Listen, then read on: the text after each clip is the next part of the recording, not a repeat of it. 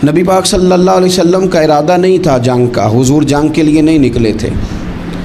قریش اس طرح کرتے تھے کہ مسلمانوں کے قافلے لوٹ لیتے تھے، لوٹ مار کرتے کرتے مدینے کی سرحد تک وہ آ جایا کرتے تھے۔ ایک قافلہ ابو سفیان لے کے جا رہے تھے تجارت کے لیے، تو اس میں سارے کافروں کا مال شامل تھا۔ ایک قافلہ جایا کرتا تھا، سارے اپنا اپنا مال شامل کر دیتے تھے۔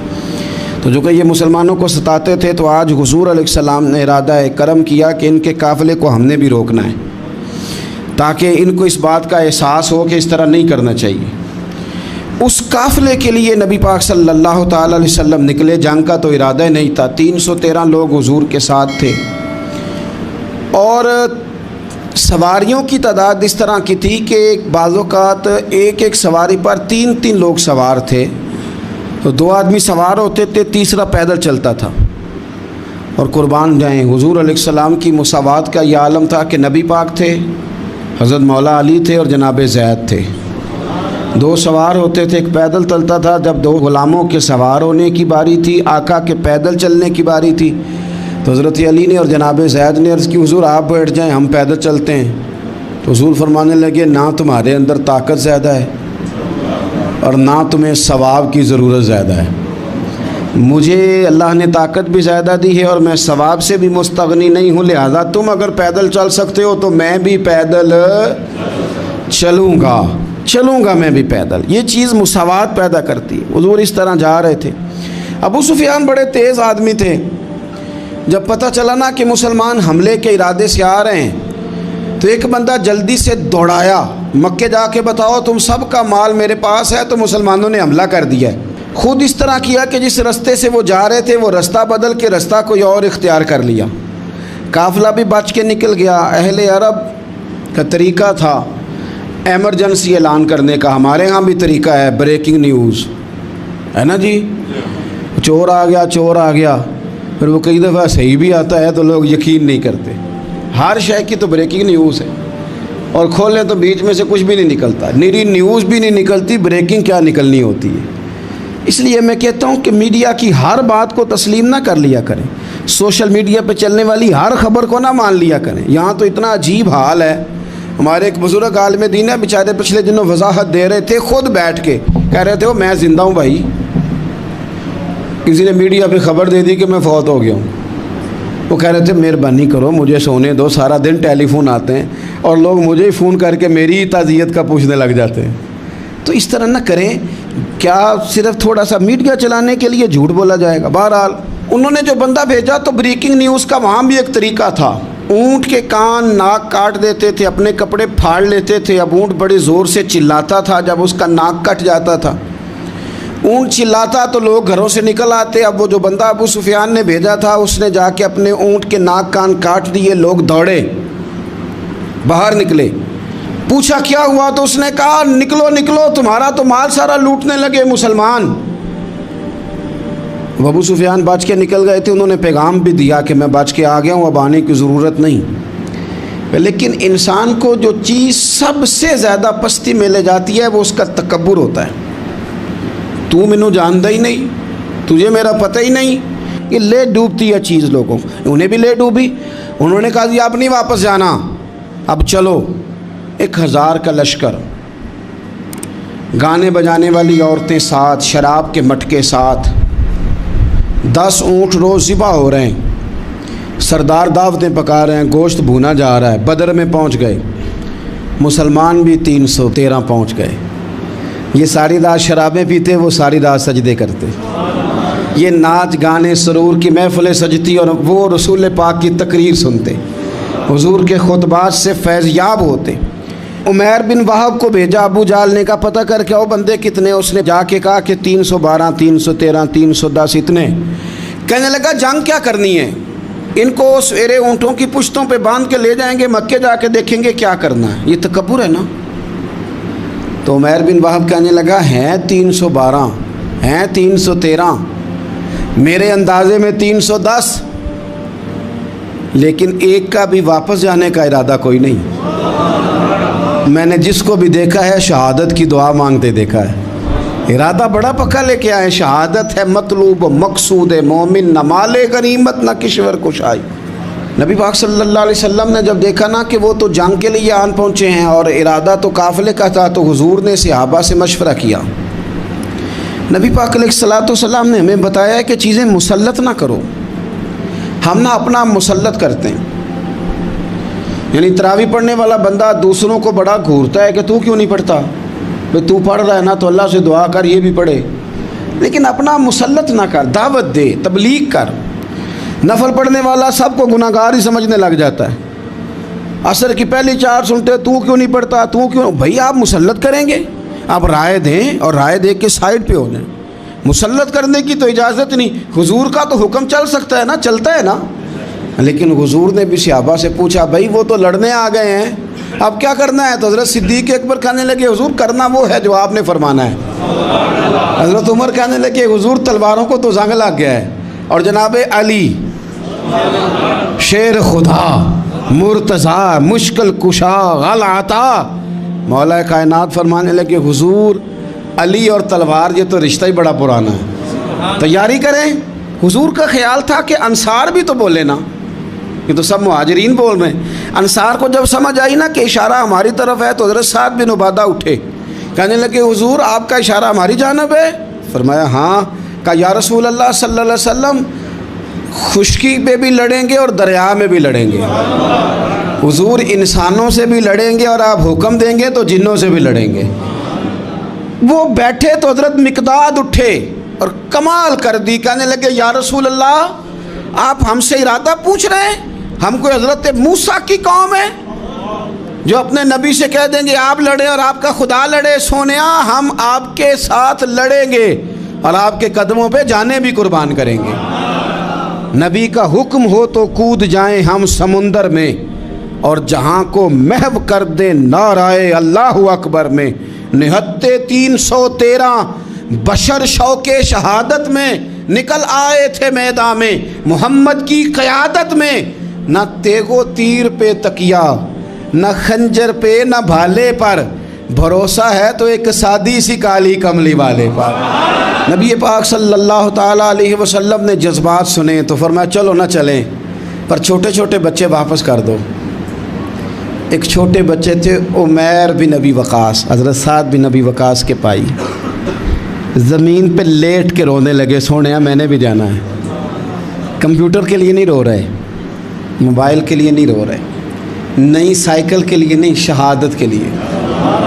حضور میں لڑوں گا، اب مجھے لے کے تو چلیں، یا رسول اللہ میں طاقتور نکلوں گا، لے کے تو چلیں۔ ان کے آنسو دیکھ کے حضور نے فرمایا لے چلو نا ساتھ۔ فطرت مسکرا رہی تھی، حضرت سعد بن عبادہ ایک دوسرے سے کہہ رہے تھے ہم سے لڑنے آیا ہے ابو جہل، جس قوم کے بچوں کی شجاعت کا یہ عالم ہے اس قوم میں علی کا کیا حال ہوگا اور امیر حمزہ کا کیا عالم ہوگا۔ یہ ہمارے ساتھ مقابلہ کریں گے یہ لوگ؟ اور چھوٹے اتنے تھے حضرت عمیر کے تلوار اپنے ہاتھوں سے اپنے گلے میں نہیں لٹکا سکتے تھے، وہ بڑے بھائی نے لٹکائی، میدان میں نکلے۔ حضور علیہ الصلوۃ والسلام نے تقریر کی، فرمایا تمہیں پتہ ہے تم کس جنت کی جانب جا رہے ہو؟ وہ جنت ہے جس کی چوڑائی زمین آسمان کے برابر ہے۔ حضرت عمیر بن حمام انصاری ایک صحابی تھے، جب کریم نے فرمایا نا جنت کی چوڑائی، کسی چیز کی لمبائی زیادہ ہوتی ہے چوڑائی کم ہوتی ہے، جب فرمایا نا کہ چوڑائی زمین آسمان کے برابر ہے تو حضرت عمیر بولے، کہنے لگے واہ واہ واہ واہ واہ، کھجوریں کھا رہے تھے۔ حضور نے فرمایا تو بڑی واہ واہ کر رہا ہے، کہ سونے اتنی جنت پیاری ہے تو ہم دور کیوں ہیں، یہ دینا ذرا تلوار۔ جلدی سے میدان میں نکلے، اللہ نے انہیں شہادت عطا فرمائی۔ رات ساری وہ مست رہے شراب کے نشے میں، اور حضور ساری رات مصلی پہ رہے، ساری رات دعائیں مانگی۔ پتہ کیا کہا؟ اے اللہ یہ میری کل کمائی تھی 313 جو میں لے کے آ گیا ہوں، اگر یہ ہلاک ہو گئے تو قیامت تک کون تیری عبادت کرے گا، ان کی مدد فرما۔ اور ایک رات پہلے صفے بھی سیدھی کرائیں، بلکہ صفے سیدھی کراتے حضرت سواد کے پیٹ پہ چھڑی لگ گئی تو انہوں نے کہا حضور بدلا دیں۔ حضور نے کپڑا ہٹایا تو انہوں نے وجود چومنا شروع کر دیا۔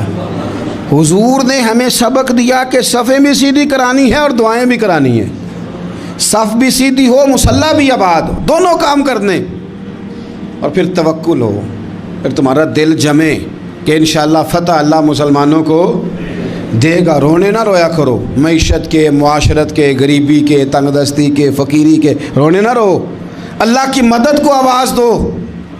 ہم نے وہ لوگ بھی دیکھے ہیں بیچارے جو نہ اسلامی معیشت پہ بات کرتے ہیں, نہ معاشرت پہ, نہ اخلاقیات پہ, اور جب بھی بات کریں گے کہیں گے حضور کو تو علم ہی کوئی نہیں تھا, قاری کچھ نہیں سکتے تھے, مجبور محض تھے معاذ اللہ. یہ تقریریں کریں گے.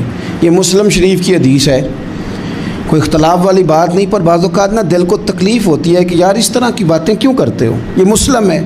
حضرت انس بن مالک فرماتے ہیں ایک رات پہلے حضور نے چھڑی پکڑی اور میدان بدر میں جا کے فرمایا, لکیر کھینچ کے فرمایا یہاں ابو جال مرے گا, یہاں عتبہ مرے گا, یہاں شیبہ, یہاں ولید مرے گا. حضور نے لکیریں کھینچی. فرماتے ہیں باقی لوگ جنگ لڑ رہے تھے اور میں چپ کے لکیریں بھی دیکھ رہا تھا کہ حضور نے لگائی تھی. فرماتے ہیں اللہ کی عزت کی قسم کوئی کافر 1 انچ بھی ادھر ادھر نہیں ہوا, جہاں نبی پاک نے لکیر لگا دی تھی وہیں مرا ہے. یہ شان اللہ نے حضور کو دی ہے, حضور کے علم مبارک کا یہ کمال ہے. نہ اس طرح کی باتیں کریں جس سے امت تقسیم ہو. سویرے جنگ شروع ہوئی,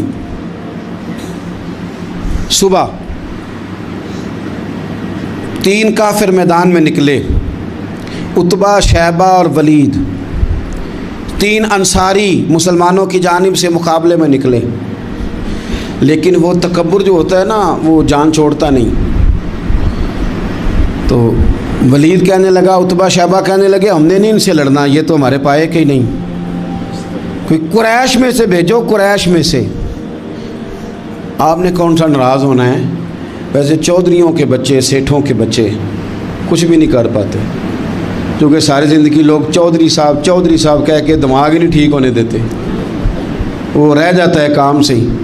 میرے حضرت صاحب فرمایا کرتے تھے, میرے استاد جی, کسی گھر میں علم چلا جائے تو کئی دفعہ نکل آتا ہے, لیکن کسی گھر میں پیری مریدی چلی جائے وہ نہیں نکلتی, کیونکہ پیر کا بیٹا جس طرح کا بھی ہو لوگ پیر مان ہی لیتے ہیں. اور اسی طرح کسی گھر میں چودراہٹ چلی جائے تو وہ بھی باہر نہیں آتی. بچوں کو لوگ چودھری کہہ دیتے ہیں, وہ اس بیچارے کا بھی دماغ خراب ہوتا ہے, کچھ کر ہی نہیں پاتا. یہ چودراہٹ ہر جگہ مصیبت کھڑی کرتی ہے الا ماشاء اللہ. ولید کہنے لگا ہم نے نہیں لڑنا, یہ ہمارے پائے کے بندے پہ جو انصاریوں سے لڑے. تو فطرت مسکرا کے کہہ رہی تھی لگتا ہے تمہارا جلدی مرنے کا ارادہ ہے. ٹھیک ہے, پھر نبی کریم نے فرمایا ٹھیک ہو گیا, چلو. ابو عبیدہ بن جراح اٹھے, حضرت عبیدہ اٹھے. حضور نے فرمایا اب اللہ کا شہر امیر حمزہ اٹھے, حضرت امیر حمزہ اٹھے. تیسرے نمبر پہ حضور نے فرمایا یا علی کم, علی اٹھنا جار, ذرا نکلنا میدان میں. دیواریں ہلتی رہتی ہیں اور در کانپ جاتا ہے, علی کا نام سن کے اب بھی خیبر کانپ جاتا ہے. حضرت علی شیر خدا رضی اللہ تعالیٰ عنہ. مولا کائنات اٹھے, حضرت امیر حمزہ اٹھے, حضرت عبیدہ اٹھے.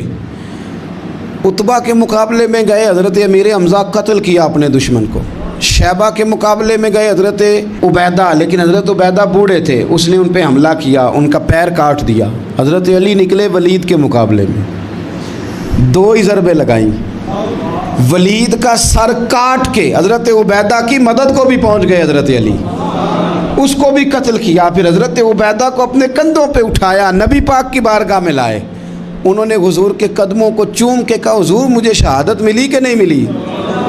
تو نبی پاک نے فرمایا رب نے تمہیں شہادت کا درجہ دے دیا ہے. اب میدان میں جہاد شروع ہوا, لڑائی شروع ہوئی, لوگ نکلے.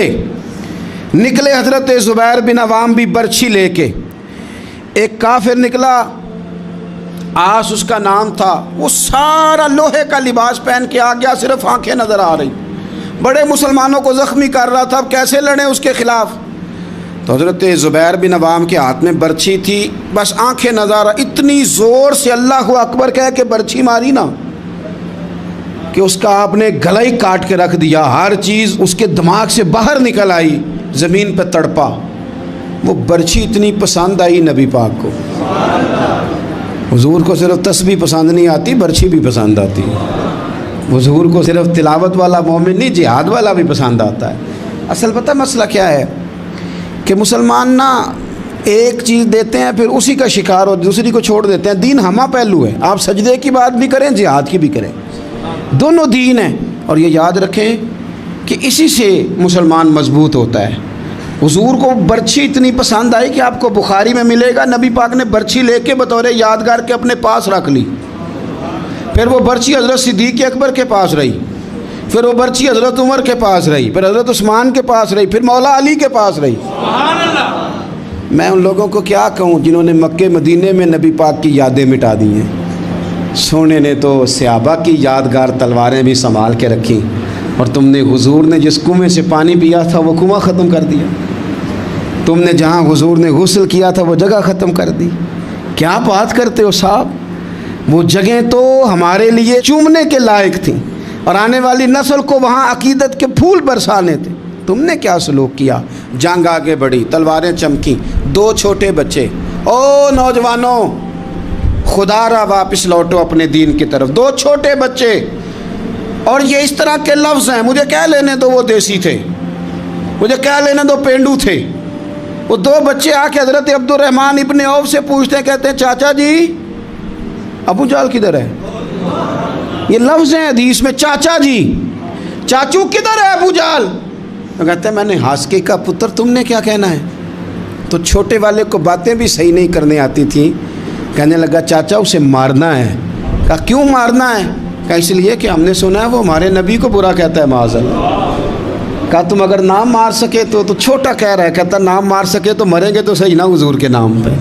حفیظ جلندری کہتے ہیں وہ کہہ رہا تھا مریں گے یا ماریں گے اس ناری کو، سنا ہے گالیاں دیتا ہے وہ محبوب باری کو، معاذ اللہ حضور کو برا کہتا ہے۔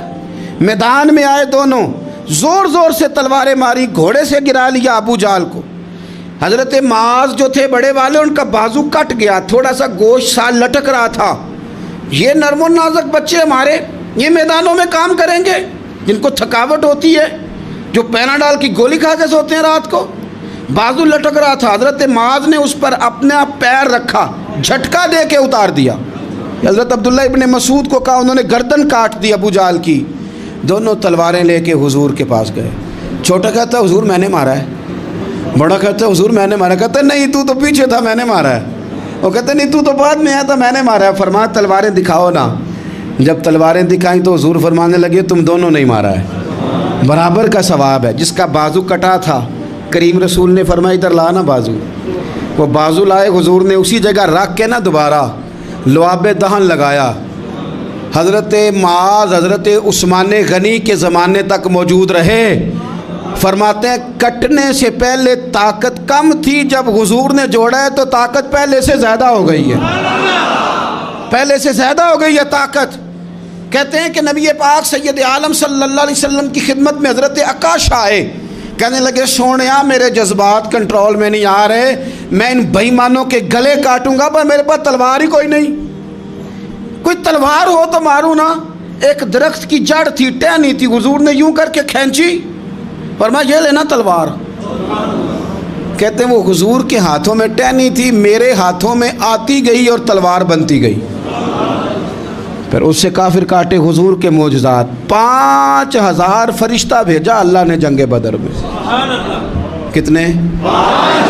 یہ میں نے بات اس لیے بیان کی ہے کہ اقبال نے ایک مشورہ دیا، کہتے ہیں تو فضائے بدر تو پیدا کر، فرشتے تیری نصرت کو اتر سکتے ہیں گردوں سے، کتار اندر کتار اب بھی۔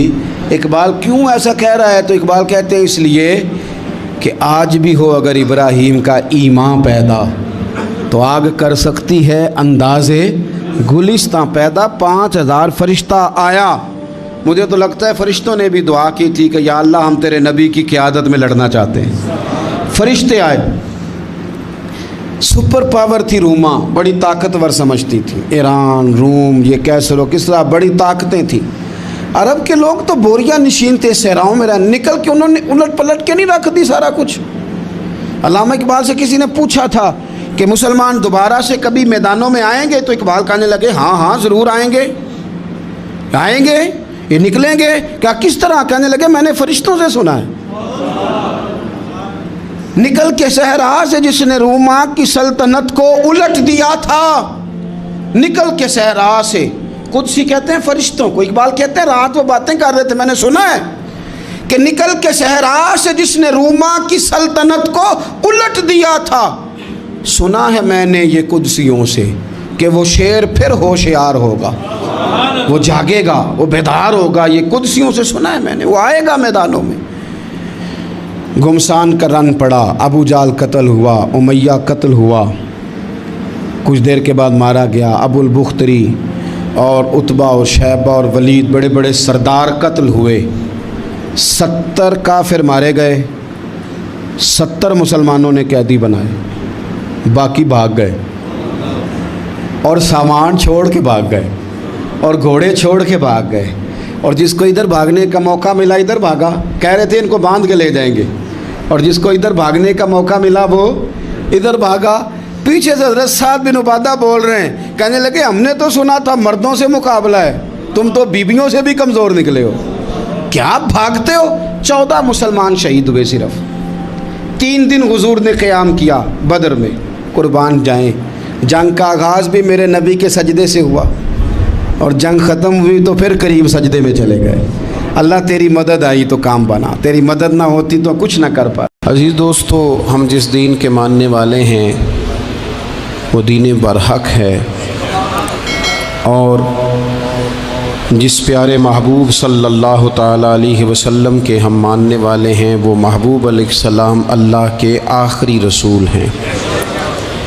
नबी अकरम सल्लल्लाहु ताला अलैहि वसल्लम कामिल, अकमल और मुकम्मल दीन लेकर तशरीफ़ लाए। अब ये दीन इस्लाम ऐसा मज़बूत, ऐसा मुस्तहकम दस्तूर हयात है कि क़यामत तक इसी दीन का सिक्का चलेगा।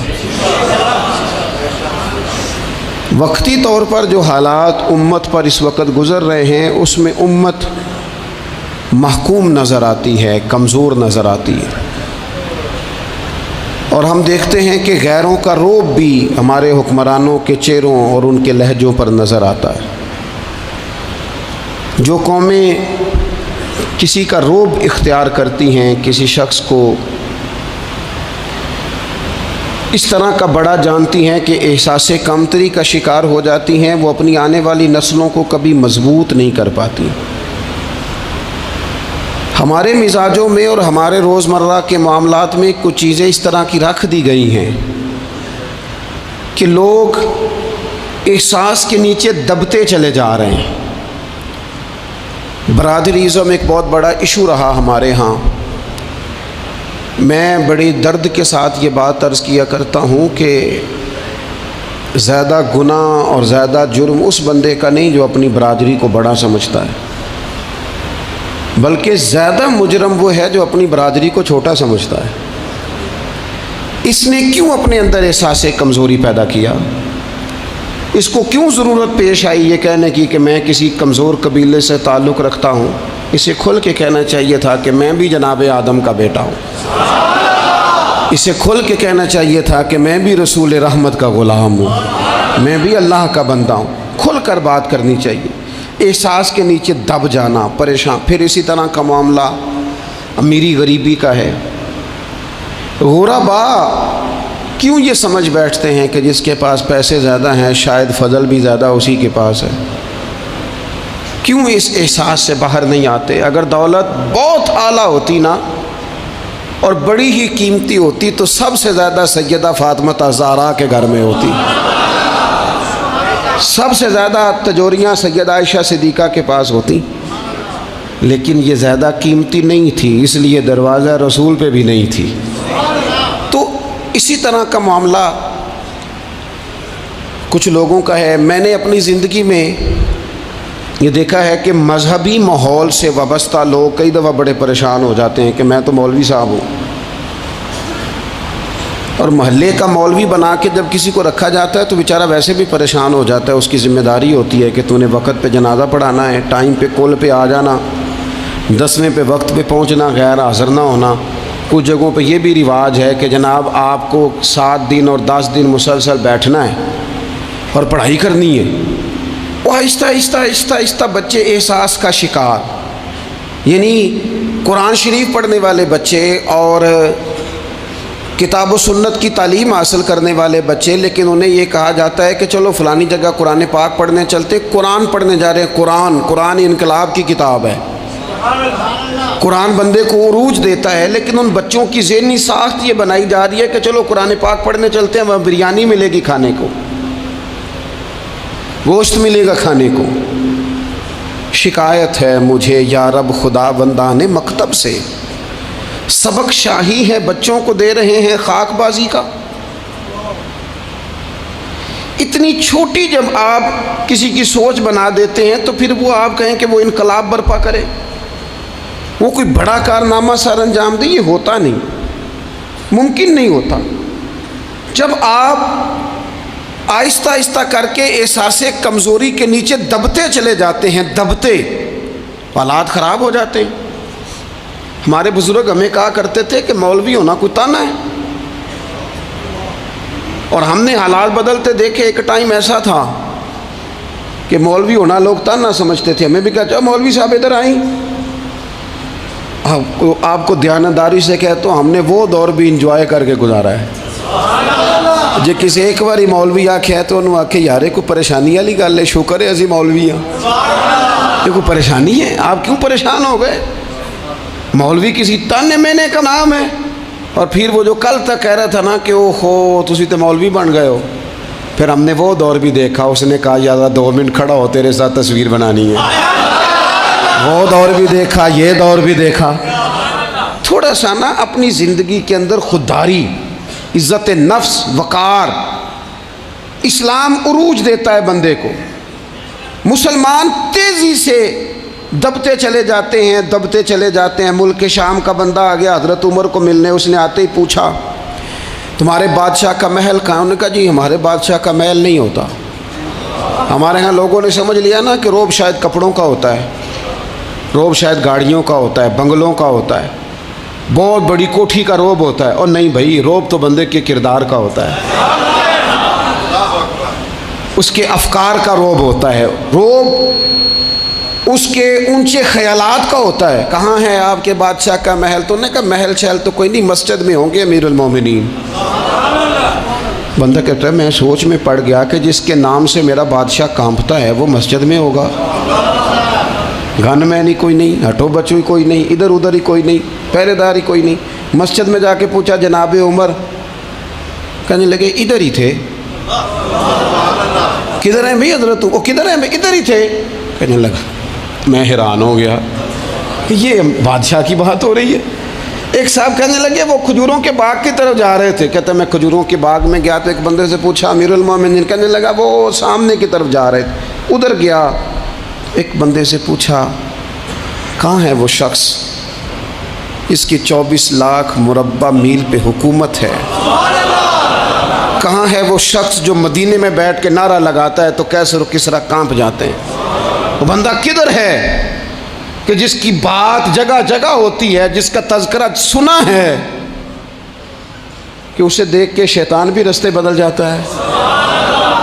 انہوں نے کہا وہ دیکھ رہے ہو کھجور کے درخت کے نیچے کنویں کے ساتھ مٹی کا ڈھیلا تکیے کی جگہ رکھ کے وہ جو تامت باندھے کرتا پہنے سویا ہے وہی تو فاروق اعظم ہے۔ وہ شخص کہتا ہے عمر سوئے تھے۔ شیر سویا بھی ہو تو اس کا روب ہوتا ہے، شیر جو ہوتا ہے، شیر کبھی سو بھی جائے نا تو لوگ پھر بھی خوف کھاتے ہیں اور اس کے جاگنے کا خوف کھاتے ہیں کہ یہ کہیں جاگ نہ جائے۔ شیر جو ہوا، کہتے ہیں حضرت عمر سوئے تھے پر میں قریب گیا تو میرے وجود پہ روب طاری ہو گیا، روب، اور میری زبان سے بے ساختہ یہ جملے نکلے کہ عمر تو انصاف کر کے سویا ہے نا، تو مٹی کے ڈھیلے پہ بھی تجھے سکون کی نیند ہے۔ خودداری، وقار، عزت، یہ احساس کمتری سے باہر نکلیں۔ ہم نے اپنے بچوں کو مسل ڈالا ہے، وہ تسی ماڑے دے بچے ہو، تسی تو نہیں نہ آگے جا سکتے، وہ اسی غریب لوگ نہ بیٹے تو فلانے کے ساتھ نہ جایا۔ ہم نے اپنے بچوں کی خواہشات تباہ کر دی، کمزور کر کے رکھ دیا، انہیں بار بار سکھایا ہم نے۔ خوددار تھا وہ باپ جس کی تھوڑی سی آمدن تھی پر وہ گرمیوں میں اپنے پتر سے کہتا تھا پتر بڑھولے میں دانے ڈال دیے ہیں، تمہاری ماں نے مرتبان میں اچار ڈال دیا ہے، لو اب ساری گرمیاں پرواہ کوئی نہیں۔ وہ خوددار لوگ تھے، لیکن آج یہ دین غالب ہونے کے لیے آیا ہے، مسلمان نے غالب ہونا ہے۔ یہ تھوڑا اپنی ذات سے اٹھ کر جب سوچے گا نا، بڑی بات کرے گا، بڑی بڑی سوچ پیدا کرے گا، بڑا اس کا مزاج ہوگا، کھلا اس کا دل ہوگا، تو پھر نا یہ ذرا سر اٹھا کے جیے گا۔ قرآن مجید کی جو آیت کریمہ میں نے تلاوت کی، اللہ کریم نے فرمایا هو الذی ارسل رسولہ بالہدی ودین الحق، فرمایا وہ قادر مطلق ہے جس نے اپنے رسول کو ہدایت اور حق دے کے بھیجا ہے۔ دو چیزیں دے کے بھیجا ہے، ہدایت اور حق۔ کتاب ہدایت اور حق حضور لے کے آئے۔ کس لیے بھیجا ہے؟ کہ نیرا تسبیح پڑھیں اور سو جائیں؟ نیرا جناب عبادت کریں اور آرام کریں؟ نیرا جناب تلاوت کریں اور آرام کریں؟ نہ، هو الذی ارسل رسولہ بالہدی ودین الحق، وہ رب ہے جس نے اپنے نبی کو، اپنے رسول کو ہدایت اور حق دے کے بھیجا ہے۔ کیوں؟ کہ لیظہرہ علی الدین کلہ، تاکہ اس دین کو تمام دینوں پر غالب کر دے، اس کو غالب کرے، ہر دین پر یہ دین چھا جائے۔ وَلَوْ كَرِهَ الْمُشْرِكُونَ، اگرچہ مشرکوں کو یہ بات بری ہی لگے، نا پسند آئے، کسی کو نہیں آتی۔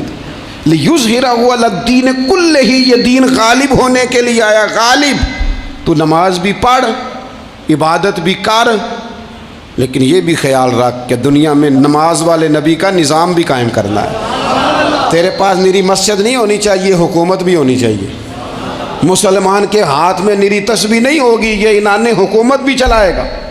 اس کے اندر خودداری ہوگی۔ حضرت عمر تہجد بھی پڑھتے تھے اور سویرے حکومت بھی کرتے تھے۔ حضرت صدیق اکبر ساری رات مدینے والے کی یاد میں رویا بھی کرتے تھے، اور صبح اٹھ کر تلوار لے کر نبی پاک علیہ السلام کی ختم نبوت کے منکروں کے خلاف جہاد بھی کیا کرتے تھے۔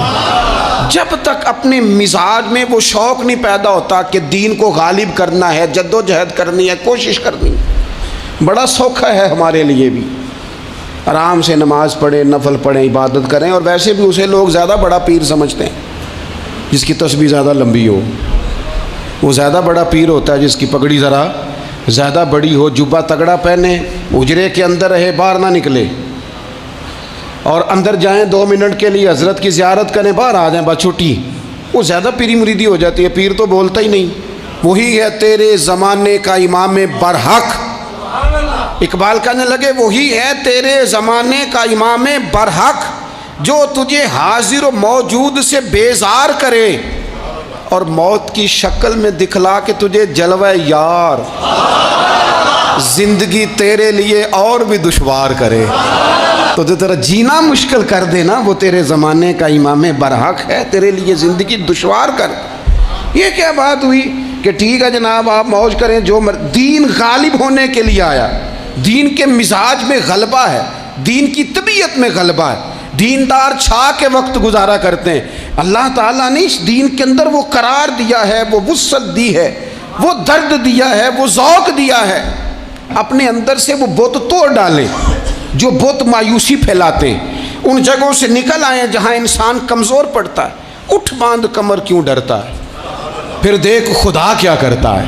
آگے کی طرف دیکھیں، آگے کی طرف دیکھیں۔ میرے نبی اکرم صلی اللہ تعالیٰ علیہ وسلم نے فرمایا حالات جتنے بھی خراب آ جائیں، ماحول جتنا بھی بگڑ جائے، امت پر دشواری جتنی بھی آئے، حضور علیہ الصلوۃ والسلام نے فرمایا ہے یہ دین اسلام ہے، یہ مسلم کے لفظ ہیں۔ حضور فرماتے ہیں یہ دین ہمیشہ قائم رہے گا، اور فرمایا ایک جماعت ہوگی پوری میری امت کی جو دین اسلام کے دفاع میں کام کرتی رہے گی، جد و جہد کرتی رہے گی، کوشش کرتی رہے گی، ہمت کرتی رہے گی۔ میرے عزیز حضور نے فرمایا ہمیشہ یہ دین قائم رہے گا، اور ایک جماعت ہمیشہ اس دین کے لیے کام کرتی رہے گی۔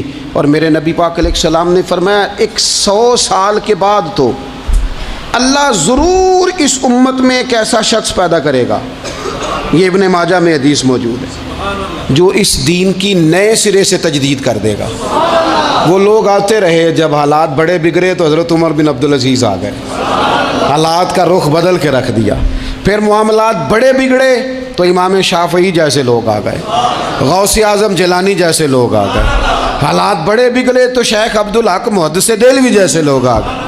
ہندوستان میں جب ماحول بڑا کٹھن ہوا تو اعلیٰ حضرت فاضل بریلوی جیسے لوگ آ گئے۔ ہر صدی کے سرے پر اللہ تعالیٰ ایک مجدد بھیجے گا، حضور کا وہ غلام دین کو نئے سرے سے تازہ کرے. دین کے چمن میں ہمیشہ بہار رہے گی، ہمیشہ نورانیت رہے گی، ہمیشہ نور علی نور رہے گا. یہ کام صرف کرنے کا کام کیا ہے؟ یہ دین تو پھلے گا پھولے گا. جو آگے بڑھ کے خدمت میں حصہ ڈال لے گا نا وہ اپنا نفع کرے گا. یہ قرآن پاک ہے، یا ایھا الذین آمنوا ان تنصروا اللہ ینصرکم ویثبت اقدامکم. اللہ فرماتے ہیں اے لوگو، اگر تم اللہ کے دین کی مدد کرو گے نا تو اللہ تمہاری مدد کرے گا. وَيُثَبِّتْ أَقْدَامَكُمْ، اور تمہارے قدم جما دے گا، تمہیں استقامت دے. تم آگے، اور دین کی مدد صرف پیسوں سے نہیں ہوتی. کوئی شخص سمجھے کہ فقط مال سے مدد ہوتی ہے. جب آپ وقت پر آ کر مسجد میں جمعے کی نماز ادا کرتے ہیں تو یہ بھی آپ دین کی خدمت ہی کرتے ہیں. جب آپ دینی اجتماعات کی رونق بڑھاتے ہیں تو یہ بھی آپ دین کی خدمت ہی کرتے ہیں. جب آپ کسی دین کے طالب علم کا حوصلہ بڑھا دیتے ہیں نا، بیٹے بڑی بات ہے قرآن پڑھتے رہنا، یہ بھی آپ خدمت ہی کرتے ہیں. جب آپ دین کے بارے میں کسی جگہ بیٹھ کے اچھی بات کر دیتے ہیں، یار اللہ کا فضل ہے ہمارے دین میں یہ خیر اللہ نے رکھی، یہ بھی آپ دین کی مدد ہی کرتے ہیں. آپ کسی بھی جگہ کسی بھی حوالے سے دین کے لیے کوئی بھی پیغام دیتے ہیں، کوئی بھی بات کرتے ہیں تو آپ دین کی، یہ ساری خدمات دینیاں ہیں، یہ سارا درد ہے، یہ سارا ذوق ہے. ہم اپنا اپنا حصہ جس طرح بھی ملا سکیں دین کی حمایت میں، دین کی مدد میں. جہاں کوئی ایسی بات ہو رہی ہو وہاں ہم دفاع کے لیے کھڑے ہو جائیں. ہر شخص اپنے اپنے مقام پر دینی ابلاغ میں، دین کی تبلیغ میں اپنا کردار ادا کرے. ایک جملہ کوئی بول دے نا رسول پاک کے دین کی مدد میں، ایک جملہ، یعنی کسی کو صرف اتنا کہہ دینا کہ یار تو اپنے بیٹے کو، تیرے 5 بیٹے ہیں، ایک کو قرآن مجید کا عالم ہی بنا دے. تو کہہ کے چلا گیا اور تو تیری وجہ، تجھے خبر بھی نہیں کہ شاید اس نے تیری وجہ سے اسے داخل کرایا ہے. لیکن وہ اگر آ گیا، پڑھ گیا تو دیکھ تجھے اجر اللہ کتنا عطا فرمائے. آدھا جملہ بول کے دین کے معاملے میں معاون بنے، کوئی خیر کا لفظ بول کے معاون بنے. ہم نہ ہمت نہیں کرتے، ہم کہتے ہیں وہ فلانا کرے گا، بڑا آدمی کرے گا، مولانا کریں گے، پیر صاحب کریں گے. اپنا اپنا حصہ، اپنی اپنی خیر. حضرت عمر نے بھی بڑا کام کیا ہے دین کی خدمت میں، پر سیدنا بلال کی خدمت کا کوئی انکار کر سکتا ہے؟ ڈیوٹی حضرت صدیق اکبر کی بھی زیادہ ہے، پر جناب سلمان فارسی کی خدمت کا انکار کیا جا سکتا ہے؟ ہر ایک نے کام کیا، ہر نقطے کا اپنا عروج ہے، اپنی. اور یہ دین غالب ہوگا، غالب. یہ مت سمجھیں تھوڑے سے حالات کمزور آئے ہیں اور تھوڑا سا مسلمان محکوم ہوئے ہیں مالی طور، اپنی کوتاہیوں کی وجہ سے ہوئے، اپنی غلطیوں کی وجہ سے ہوئے، اپنے اعمال کے سبب ہوئے. تو ڈر ڈر کے نہ جئیں. نبی پاک صلی اللہ تعالی علیہ وسلم سفر پہ تشریف لے گئے. حضور علیہ السلام کی عادت کریمہ تھی جب سفر پہ جاتے تھے تو سب سے آخر میں ساری تیاری کر کے سامان سمیٹ کے سب سے آخر میں سیدہ فاطمہ الزہرا سے ملتے، پھر سفر شروع ہوتا. اور جب حضور واپس آتے تو سب سے پہلے سیدہ فاطمہ سے ملتے رضی اللہ تعالیٰ. حضور کافی دنوں کے بعد سفر سے واپس آئے، لمبا سفر تھا. سیدہ فاطمہ الزہرا رضی اللہ تعالیٰ عنہ سے ملنے گئے.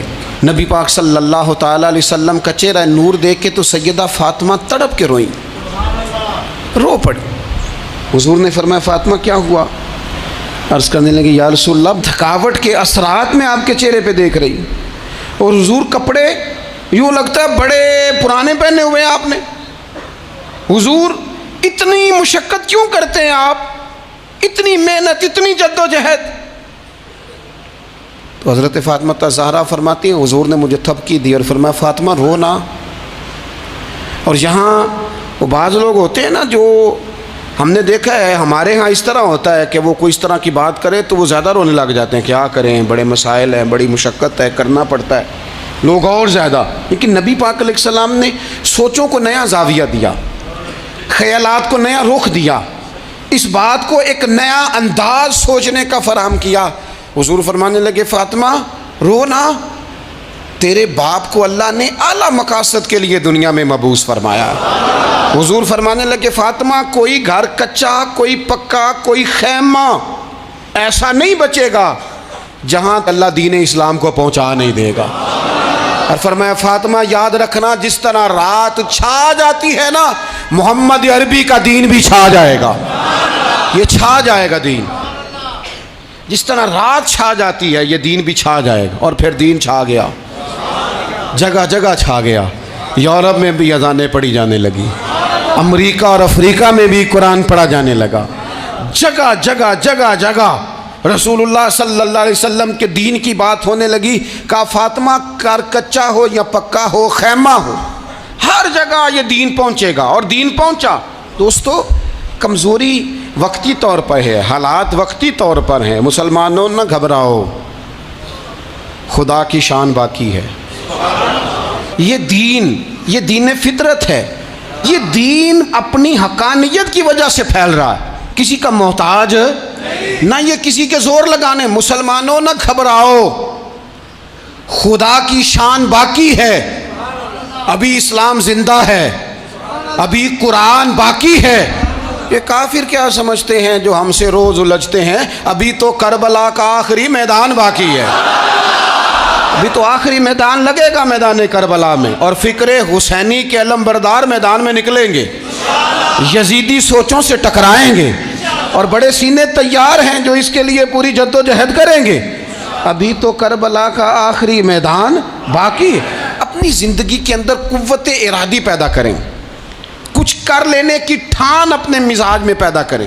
کمزوری آ جاتی۔ عدی بن حاتم جو تھے نا، یہ حاتم تائی کے بیٹے تھے، بادشاہ کا بیٹا تھا، زمانہ بڑا دیکھا تھا، بڑے بڑے وزیروں مشیروں، ساری زندگی اعلیٰ سطحی وفود سے ملاقات ہوئی۔ عدی حضور کی بارگاہ میں آئے، مسند امام احمد بن حنبل میں موجود۔ تو اسلام پر ابھی غربت کا دور تھا، چند لوگ مسلمان ہوئے تھے۔ نبی پاک علیہ السلام نے فرمایا عدی کلمہ پڑھ لو۔ تو عدی کہنے لگے میں تو پہلے ہی ایک دین کا ماننے والا ہوں۔ حضور فرمانے لگے جس دین کے تم ماننے والے ہو اس دین کو میں تم سے زیادہ جانتا ہوں۔ حضور فرمانے لگے جس دین کے تم ماننے والے ہو اس میں کیا یہ لکھا ہے کہ مال غنیمت کا چوتھا حصہ کھا جاؤ؟ کہنے لگے نہیں۔ تو فرمایا کھا کیوں جاتے ہو؟ عدی کہتے ہیں چونکہ یہ ہمارے اندر کی بات تھی بادشاہوں کی، تو میں نے فوراً سر تسلیم خم کر دیا، میں نے فوراً سر جھکا دیا، میں نے کہا آپ بات ٹھیک کر رہے ہیں۔ حضور فرمانے لگے اب اگلی بات بھی کروں یا رسول اللہ فرمائیے۔ فرمایا پتہ ہے تم دین کیوں نہیں قبول کر رہے؟ یہ بھی مجھے پتہ ہے۔ یا رسول اللہ کیوں؟ فرمایا تم دیکھتے ہو کہ دین کے ماننے والے غریب لوگ ہیں، تم دیکھتے ہو کہ ابھی یہ کمزور ہیں، تم دیکھتے ہو کہ مکے والوں نے مدینہ طیبہ سے پریشان کر کے مسلمانوں کو نکال دیا ہے، یہ غریبی دیکھ کر بظاہر اسلام کی کمزوری دیکھ کر تم کلمہ نہیں پڑھ رہے؟ حضور فرمانے لگے عدی مقام حرا کا نام سنا ہے؟ بڑی دور تھا علاقہ، وہ مقام حرا کا نام سنا ہے؟ عدی کہنے لگے حضور سنا ہے پر وہ جگہ دیکھی نہیں۔ محبوب فرمانے لگے سن، میں وہ وقت لے کے آؤں گا، میرا دین اس طرح نافذ ہوگا کہ ایک عورت مقام حرا سے اونٹنی پہ اکیلی بیٹھے گی اور اکیلی آئے گی اور آ کے بیت اللہ کا طواف کرے گی، سوائے اسے اللہ کے کسی کا خوف نہیں ہوگا، رب کے علاوہ کسی سے نہیں ڈرے گی۔ یہ دور آئے گا، تو دیکھ رہا ہے کہ صرف مکے پہ حکومت نہیں دنیا پہ مسلمان چھا جائیں گے۔ اور حضور فرمانے لگے کسرا کا نام سنا ہے؟ کہا حضور وہ تو بظاہر اس وقت بڑا تگڑا بادشاہ ہے۔ فرمایا اس کے علاقے بھی فتح ہوں گے، وہ خزانے مسلمانوں کے پاس آئیں گے۔ اور فرمایا تو تیسری بات نبی پاک نے بیان کی، فرمایا تو یہ دیکھ رہا ہے کہ مسلمانوں میں غربت ہے؟ فرمایا عدی ایک وقت آئے گا لوگ دینے کے لیے نکلیں گے پر انہیں لینے والا کوئی نہیں ملے گا۔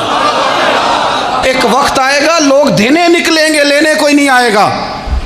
عدی کہتے ہیں کہ میں رسول کریم کا کلمہ پڑھ کے مسلمان ہو گیا، اب پھر زیادہ دور نہیں گزرا، عدی رویا کرتے تھے، حاتم تائی کے بیٹے عدی رویا کرتے تھے اور رو کے بتایا کرتے تھے لوگوں وہ جو حضور نے فرمایا تھا نا بی بی حرا سے چلے گی اور طواف کرے گی، وہ بی بی میں نے اپنی آنکھوں سے آتی دیکھی، میں نے اس تنہا عورت کو حضور سید عالم کی پیشن گوئی کے مطابق بیت اللہ کا طواف کرتے دیکھا، اسے سوائے اللہ کے کسی کا ڈر نہیں تھا۔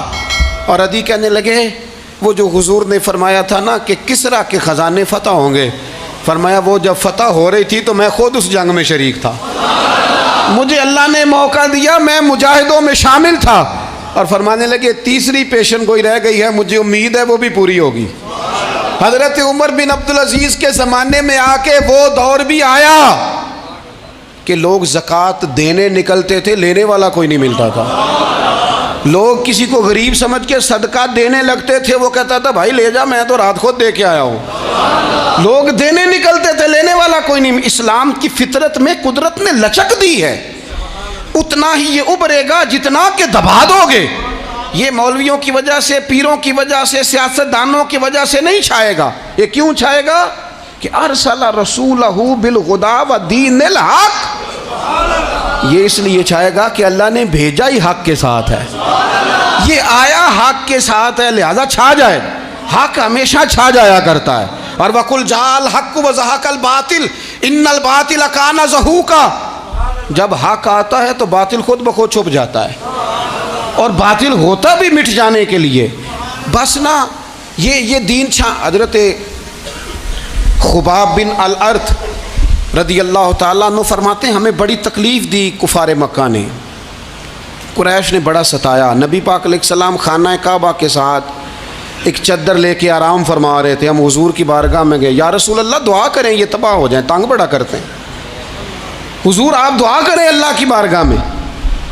تو حضور اٹھ کے بیٹھ گئے، فرمایا جلدی نہ کرو، تم سے پہلے ایسے لوگ گزرے ہیں جن کو گڑھوں کے اوپر رکھ کے نا تو آروں سے کاٹ دیا جاتا تھا، وہ 2 ٹکڑے ہو جاتے تھے۔ فرمایا جلدی نہ کرو، تم سے پہلے ایسے لوگ گزرے ہیں کہ لوہے کی کنگھیوں سے ان کا گوشت نوچ دیا جاتا تھا، ہڈیاں تک زخمی ہو جاتی تھی، سی نہیں کرتے، زخم پہ زخم کھا کے جی خون جگر کے گھونٹ پی، آہ نہ کر لبوں کو سی، یہ عشق ہے کو دل لگی نہیں۔ کہا خبیب تھوڑا صبر کرو، اور پھر حضور فرمانے لگے خبیب یہ بات یاد رکھنا، جو دین میں لے کے آیا ہوں یہ غالب ہو کے رہے گا، یہ غالب ہوگا، غالب۔ وہ ابو سفیان جو میدان احد میں کہتے تھے فلاں بھی ہم نے مار دیا، فلاں بھی مار دیا، جب 10,000 کا لشکر لے کے نبی پاک گئے تھے نا دوبارہ واپس، 10 سالوں میں 3 لوگ لے کے حضور مکے سے آئے، اور 10,000 کا لشکر لے کے جب دوبارہ گئے نا تو ابو سفیان کہنے لگے لڑنا ہی نہیں، کیونکہ جس شان سے معصوم آمنہ آئے ہیں لڑنے والی بات ہی کوئی نہیں، طاقت ہی نہیں، آنکھ نہیں ملا سکتے تو ہاتھ کیسے اٹھائیں گے۔